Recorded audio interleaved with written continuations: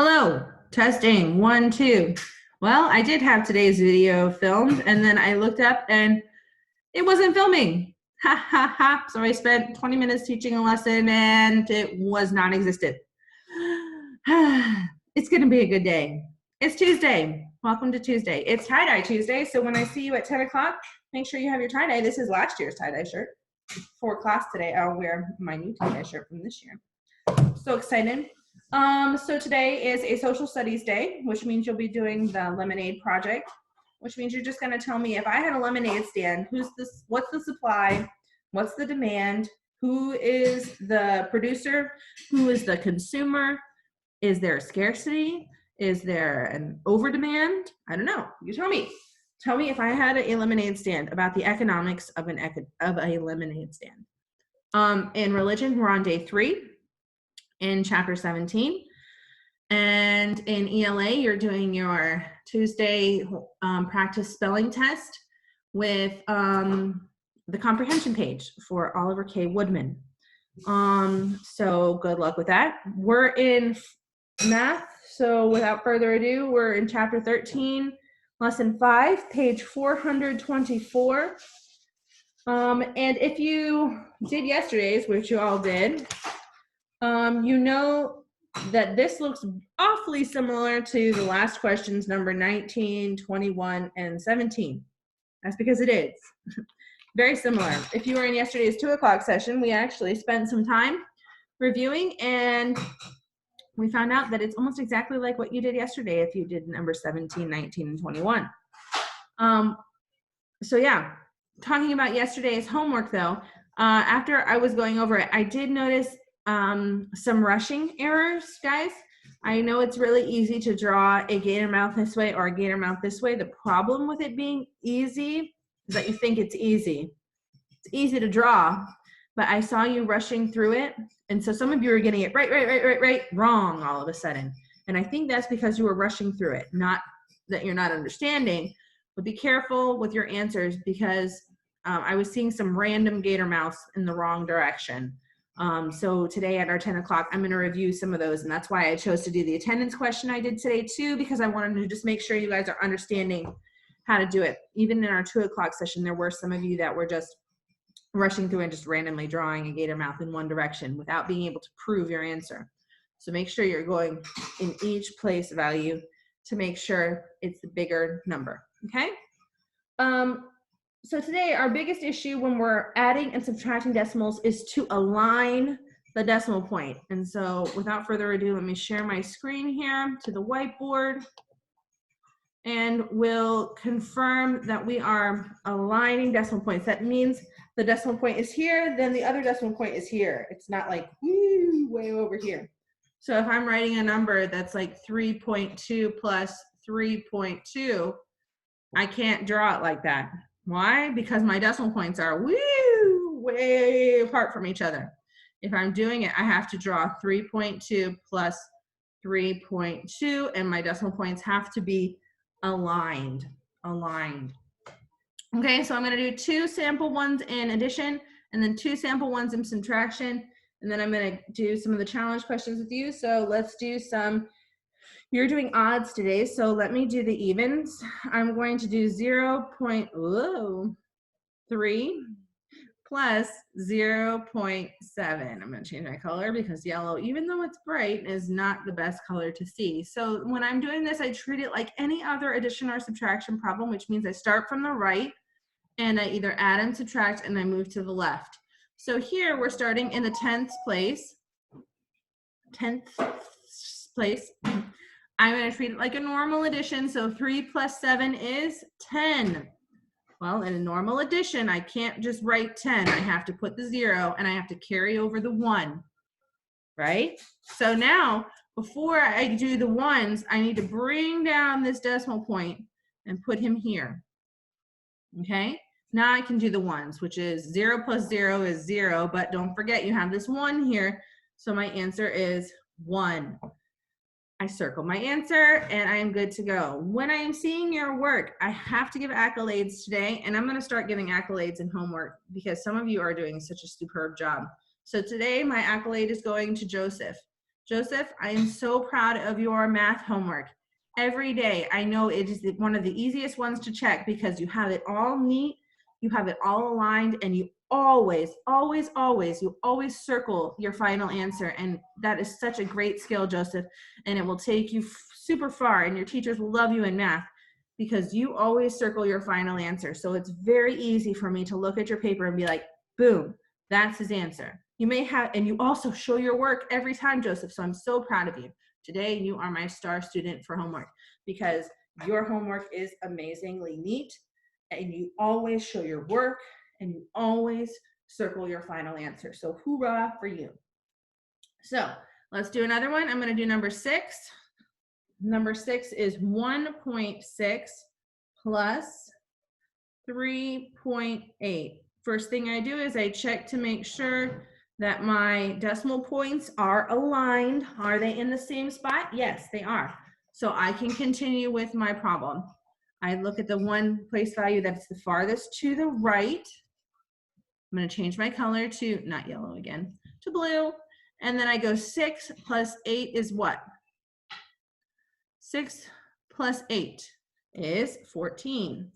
I bring down the 4, and then I don't forget to bring down my decimal point. Okay, then I carry over the 1, and then I need to add up my 1s. 1 plus 3 is 4, plus the 1 that I brought over is 5. So I have 5.4. I make sure that I brought down my decimal point, and I circle my final answer. Boom. Okay, let's try 2 subtraction problems. Here we go. I'm going to do number 16, which is 0.8 minus 0.5. I'm going to follow the same rule that I did before. Whenever I'm doing an addition or subtraction in the decimals points, I need to make sure my decimal points are aligned. Are they aligned? Yes, they are. The next thing I need to check for when I'm doing subtraction is that my big decimal is on top, right? Because whenever we're doing subtraction, the big number has to be on top. So I check this, and yes, the big decimal is on top, the small decimal is underneath. I can go, and then I start at the far right, which is way over here, and I say 8 minus 5 is 3. Then I bring down that decimal point, and I also bring down the 0.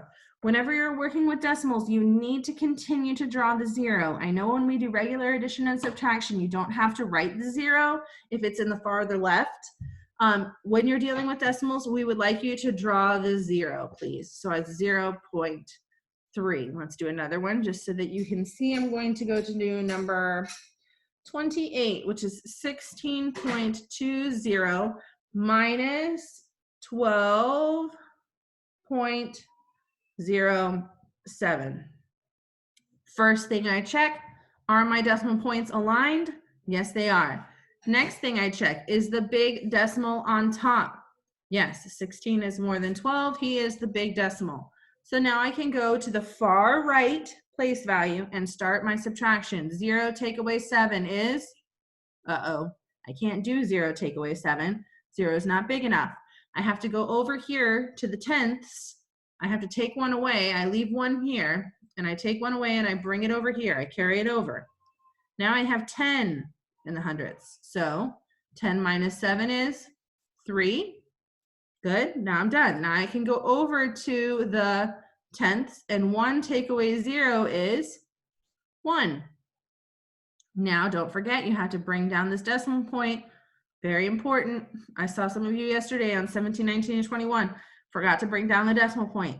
It is not correct if you do not bring down the decimal point. Now I can go to the ones. 6 minus 2 is 4, and 1 minus 1 is 0. Okay? You can put that 0 there. When I'm dealing with decimals, it's okay to put the 0 there. Okay? I'm going to circle my final answer, and I'm good to go. Hold on real quick. I'm just going to make sure it is still recording. It should be still recording. I don't want to have the same problem as I did before. Wait. Hold on. Moving this. It should be still recording. Okay. All right. I'm going to clear this. Let's look at the bottom challenge questions. The first one I see is an input output, and it gives me the rule. Okay, the rule is to add 2.25. Yes, good, awesome. So I have my input and I have my output. How do I do an input output? Do you remember? Maybe done them a lot. Well, the first thing I do is I say we have to find the rule. Well, they already give us the rule, so that's nice. We have 2.25 there in the middle. So if they give me the input, I'm not going to do number 31 because you're odds. I'll do an even one, which is 3.50. They give me the input is 3.50, and the rule is plus 2.25. I can add those up and find the output. 0 plus 5 is 0. 5 plus 2 is 7. I bring down that decimal point. Don't forget that. And 3 plus 2 is 5. 5.75 is going to be my output. Okay? That one's easy because they give you the rule. So all you have to do is add those two decimals together. But what if we get to number 39 here and they don't give me the rule? They just give me the input and the output. How do I find a missing number? What is the operation I have to use to find a missing number? So they look here. They showed me 1.2 and the output's 3.8. And then they showed me this is 1.8. Then the output is 4.4. And I'll just do one more, 2.3. And the output is 4.9. Well, how do I find out the rule? If I'm looking at a problem and I have a missing number, how can I find a missing number? Anybody? It's universal. I use subtraction. Dun, dun, dun, dun. If you said that, give yourself a pat on the back. Subtraction is the operation we use if we need to find a missing number. So let's look at here. I'm going to look at this top column. I'm going to put the big number on top because that's what we do in subtraction. And the small number underneath it. I line up my decimal points. And then I can turn it into a subtraction problem. And if I answer this correctly, it will give me the missing number. So let's do that. I look to the far right, and that's where I start. 8 minus 2 is 6. I bring down that decimal point, and then I do the ones. 3 minus 1 is 2. My answer is 2.6. So in the middle, I'm guessing that my rule will be plus 2.6. All right, let's try it with another one. Blah, blah, blah, blah, blah, blah, blah. Hold on, I want to erase. That's what I want to do. Erase. Okay, and so now I'm going to change my color. Let's do purple this time. I want to see if the rule is the right rule. So let's do another subtraction. And if I do 4.4 minus 1.8, let's see what I get. Oh, well, I can't do 4 minus 8. That doesn't work. So I need to carry over. So I take 1 away from the ones and I bring it over here, which gives me 14. 14 take away 8 is 6. Thank you. I bring down the decimal point. 3 take away 1 is 2. Was that the same rule as on top? 2.6? Yes, 2.6 is our rule. Do I need to check it here? No, not really. I can guess that it's probably going to be 2.6. If I prove it twice, it's more than likely your answer, so don't waste your time. 2.6 is my rule, plus 2.6. And I found that because I used the rule missing numbers, use the operation of subtraction. All right? Good luck today. You just need to remember, align your decimal points and start at the right. And treat it just like you would any other division problem. Oh my goodness, you can tell that I'm doing this for the second time. Treat this like you would any other addition or subtraction problem, and you should be hunky-dory. All right, don't forget your tie-dye today at 10. And I will see you then. Oh, that rhymes. Tie-dye at 10, I will see you then. You can tell I'm easily amused. Have a great day, guys. Bye.